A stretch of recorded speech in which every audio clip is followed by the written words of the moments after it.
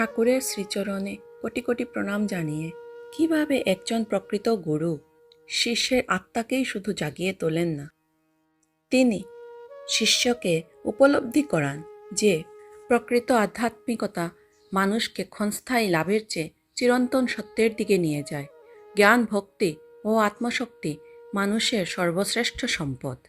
রামকৃষ্ণ পরমহংস এবং স্বামী বিবেকানন্দের এই সম্পর্ককে অনেকেই গুরু শিষ্যের ইতিহাসের অন্যতম শ্রেষ্ঠ আধ্যাত্মিক বন্ধন বলে মনে করে। একসময় রামকৃষ্ণের প্রিয় শিষ্য নরেন্দ্রনাথ, যিনি কিনা পরবর্তীকালে স্বামী বিবেকানন্দ হয়েছিলেন, ভয়ঙ্কর অর্থকষ্টে পড়েছিলেন। স্বামীজির পিতা শ্রী বিশ্বনাথ দত্তের মৃত্যুর পর সংসারে চরম অভাব নেমে আসে। অনেকদিন এমন গেছে যখন বাড়িতে খাবার পর্যন্ত ছিল না। নরেন্দ্রনাথ বিভিন্ন জায়গায় চাকরির চেষ্টা করেও ব্যর্থ হয়েছিলেন। হতাশ হয়ে একদিন তিনি দক্ষিণেশ্বরে গুরুদেব শ্রীরামকৃষ্ণের কাছে গেলেন। চোখে জল নিয়ে তিনি বললেন, গুরুদেব, আমার মা ও ভাই বোনেরা অভাবে কষ্ট পাচ্ছে। আপনি মায়ের কাছে প্রার্থনা করুন যেন আমাদের দুঃখ দূর হয়। শ্রীরামকৃষ্ণদেব মৃদু হেসে বললেন, আমি কেন বলবো? তুই বল, তুই মায়ের কাছে যা। আজ মঙ্গলবার, মা নিশ্চয়ই তোর প্রার্থনা শুনবেন। সেই রাতে নরেন্দ্রনাথ দক্ষিণেশ্বর কালীবাড়িতে মা কালীর মন্দিরে প্রবেশ করলেন। মন্দিরে ঢুকেই তিনি যেন এক অদ্ভুত দিব্য অনুভূতিতে ভরে গেলেন। তার মনে হলো মা কালী জীবন্ত, সজীব ও করুণাময়ী। তিনি এসেছিলেন সংসারের জন্য অর্থ চাইতে, কিন্তু মায়ের সামনে দাঁড়িয়ে তার মুখ থেকে বেরিয়ে এলো, মা, আমাকে জ্ঞান দাও, ভক্তি দাও, বৈরাগ্য দাও।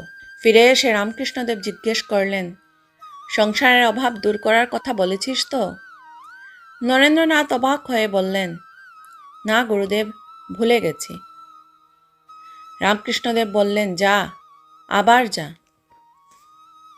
তিনি আবার গেলেন, কিন্তু দ্বিতীয়বারও মায়ের সামনে গিয়ে বললেন, মা, জ্ঞান দাও, ভক্তি দাও, তোমার দর্শন দাও। তৃতীয়বারও একই ঘটনা ঘটল। অবশেষে শ্রীরামকৃষ্ণদেব হাসতে হাসতে বললেন, তোর ভাগ্যে সংসার সুখ নেই। মা তোকে বড় কাজের জন্য পাঠিয়েছেন। তোর পরিবারের অন্ন বস্ত্রের অভাব হবে না, কিন্তু তুই মায়ের কাজের জন্য জন্মেছিস। সেই রাতেই নরেন্দ্রনাথের জীবনে এক গভীর পরিবর্তন এলো। তিনি উপলব্ধি করলেন যে মানুষের জীবনের সর্বোচ্চ ধন সম্পদ নয়, ঈশ্বর জ্ঞান। এই বোধ থেকেই তিনি গভীর সংশয়ে ভুগছিলেন। তিনি বহু সন্ন্যাসীর কাছে একটি প্রশ্ন করতেন, আপনি কি ঈশ্বরকে দেখেছেন? কেউ তাকে সন্তোষজনক উত্তর দিতে পারেনি। অবশেষে তিনি দক্ষিণেশ্বরে শ্রীরামকৃষ্ণের কাছে গেলেন এবং একই প্রশ্ন করলেন।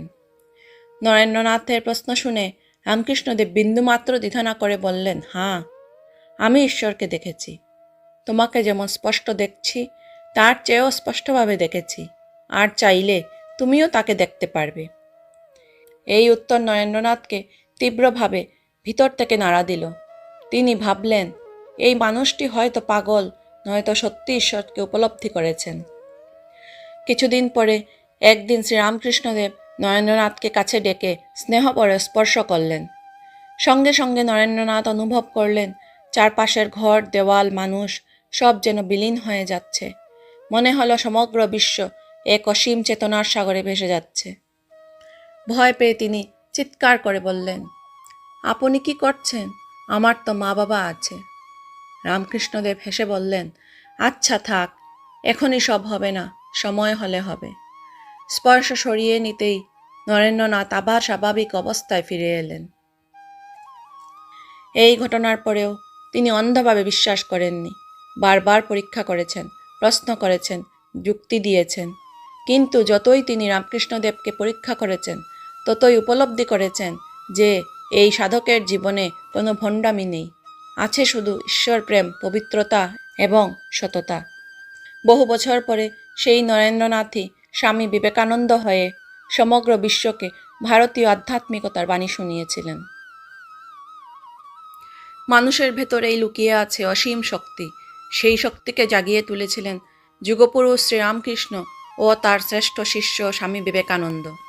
ঈশ্বরের কাছে যা চাই সবসময় আমরা তাই পাই না।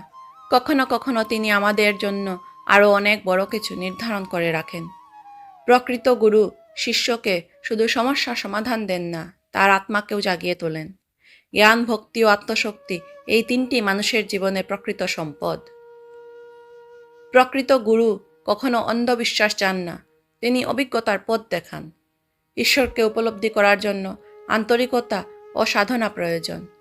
একজন মহান শিক্ষকের স্পর্শ একজন মানুষের সমগ্র জীবন বদলে দিতে পারে। এই কারণেই শ্রীরামকৃষ্ণ পরমহংসদেব ও স্বামী বিবেকানন্দের সম্পর্ক শুধু গুরু শিষ্যের সম্পর্ক নয়, এটি ভারতীয় আধ্যাত্মিক ইতিহাসের অন্যতম শ্রেষ্ঠ অধ্যায় বলে পরিচিত হয়। আজকের এই ভিডিওটি আপনাদের কেমন লাগলো নিশ্চয়ই কমেন্ট করে জানাবেন এবং চ্যানেলটিকে সাবস্ক্রাইব করতে নিশ্চয়ই